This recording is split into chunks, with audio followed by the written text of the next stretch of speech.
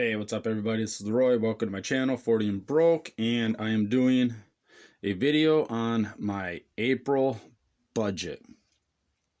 So I did a video like this last month, and I'm really liking it because it is keeping me, I would say, accountable. I'm able to see what I have on this calendar. I'm able to write it down, when it needs to be paid, how much I owe on it, dates, all of that. And then I show it here, make a video of it. And like I said, it keeps me accountable.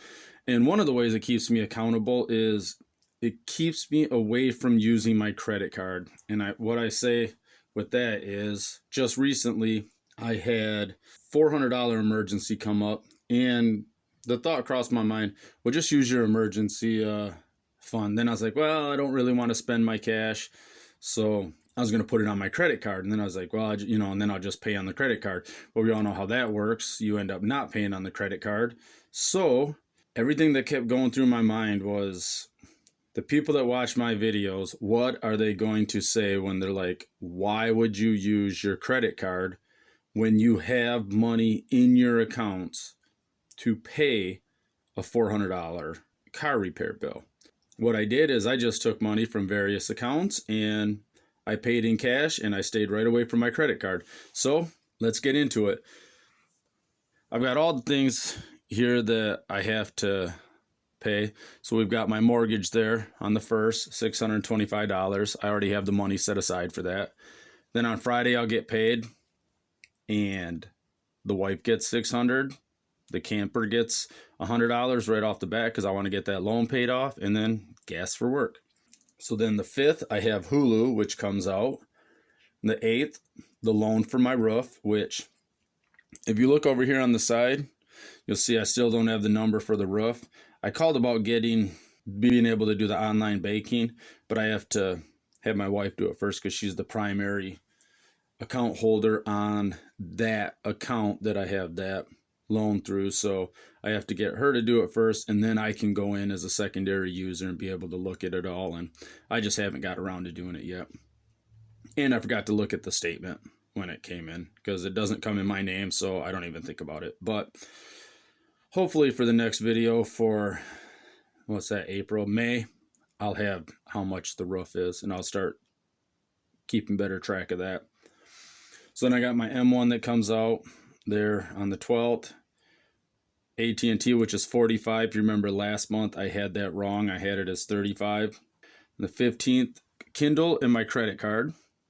And then once again, paid on the 16th, and so on and so forth. That's all repetitive, so there's no point in me continue saying all that. But let's get to the meat and potatoes over here, where I've got my sinking funds and some of my loans over here. So my emergency fund, if you remember last month, it was $223.45. It is now at $132.50, which is a net loss of $90.95. That's because, like I said, I pulled it out of various accounts, and the car repairs, and then that's why a lot of these are lower. My propane stayed the same. Somehow it's a penny more. It's at $261.03 as compared to $261.02. So I'm assuming I either just wrote it wrong last month, or beef. I took $100 out of beef to pay for some of those car repairs. So that went from $106.53 down to $653, but I have until November to stock that back up, and that's what my taxes will do. Holidays stayed the same. The fair money stayed the same at $100.06. Holidays was $1.95.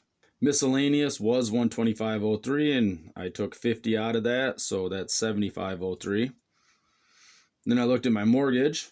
So this is where I'm really, after watching Caleb Bale's recent video about the millennials being debt-free and paying off their house, I want to get to my mortgage, because when I send them a $625 mortgage payment and only $141.72 goes towards the principal, then that just means I need to get paying on that faster. Now, here's the big one. The camper, it was at $1,752.26. It is now at $771.49. That is a difference of $980.77. I put, I believe, $600 on it with the $1,400 stimulus that we got. And then I think the next day after that, I put another 100 on it because of my paycheck. And then the wife put some money on it. That's why it's at $71.49, because I normally put, like, to try to keep it at a normal $100. But $980.77 in 1 month, I think that's pretty good. So with taxes, I plan on having that paid off, but I'm waiting on my taxes due to some stuff that has changed. So this looks like this is a 3-month or 3 paycheck month. So if that's the case, then I will be putting a little over $300 on that, which will basically cut it almost in half. So then my credit card, the one that I failed to use, which is a good thing, it went from $5,037.08 to $49.81.60, which means I have taken off $55.48 on that one. So happy with that. And then the Jeep went from $62.11.50 to $60.35.11, which means we paid off $176.39 on that one. Now, I had this epiphany the other day, and what I'm going to do is my roof and my credit card are both about the same interest rates, right around a little over 8%. I understand the credit card's the lower payment. However, I get an interest rebate on my credit card at the end of the year. So I end up getting like 60% of the 50 to 60% of the interest that I pay. I get that back. What I'm going to do is I'm going to jump over to my roof, which is a $15,000 loan at 8 point some percent. And after I get that camper paid off, the money's getting thrown at that roof like crazy so I can get that paid off because I don't have the year-end rebate on that. Tell me what you think about that. Do you think that's a good idea? Do you think I should pay off the roof, which doesn't have the year-end rebate? Or do you think I should pay off the credit card, which does have the year-end rebate, and I end up getting about half of that interest that I pay throughout the year? I get it back anyways. So I think that's the best.